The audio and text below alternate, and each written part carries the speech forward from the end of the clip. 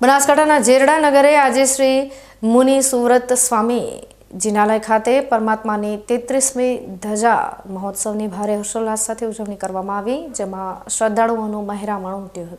ઝેરડા નગરના આંગણે આજે જિનેન્દ્ર ભક્તિનો અનોખો રંગ જોવા મળ્યો હતો.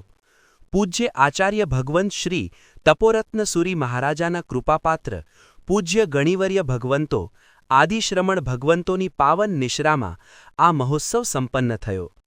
સવારથી જ જિનાલયમાં 18 અભિષેક અને 17 ભેદી મહાપૂજાના ભક્તિમય અનુષ્ઠાનો શરૂ થયા હતા.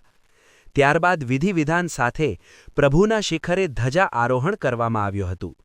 આ પ્રસંગે થરાના વિધિકાર ચિરાગભાઈ શાહ અને પાટણના સંગીતકારોએ ભક્તિના સૂર રેલાવી સૌને પ્રભુમય કરી દીધા હતા.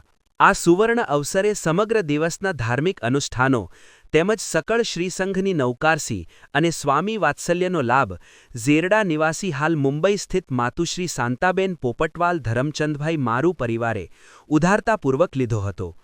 આ મહોત્સવમાં ભાગ લેવા માટે પૂના, મુંબઈ, સુરત, હાલોલ અને અમદાવાદ જેવા દૂર દૂરના શહેરોથી ભક્તો પોતાના વતનની યાદમાં ઝેરડા દોડી આવ્યા હતા.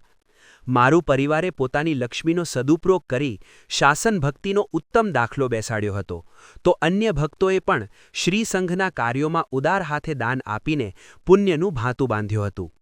આખા દિવસના આ આયોજનથી ઝેરડા શ્રીસંઘમાં દિવાળી જેવો માહોલ સર્જાયો હતો. ઝેરડા નગરે જૈન ધર્મની પરંપરા અને શાસન પ્રભાવનાના દર્શન કરાવતા આ ધજા મહોત્સવે માત્ર ભક્તિ જ નહીં, પરંતુ વતન અને સમાજ પ્રત્યેની અતૂટ શ્રદ્ધાનો પણ પરિચય આપ્યો છે.